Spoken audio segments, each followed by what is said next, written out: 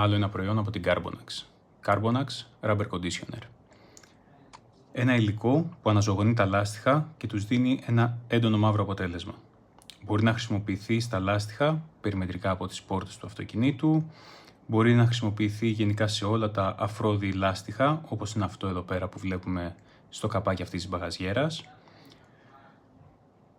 Περνώντας με αυτό το υλικό, το λάστιχο, καταφέρνουμε να του αυξήσουμε το χρόνο ζωής του, το ενυδατώνουμε και ταυτόχρονα, περνώντας το υλικό αυτό και από τα υπόλοιπα σκληρά πλαστικά τα οποία έχουν ξεθοριάσει από τον ήλιο, τους δίνουμε ένα πιο όμορφο, μαύρο, έντονο αποτέλεσμα, σχεδόν σαν να είναι καινούρια.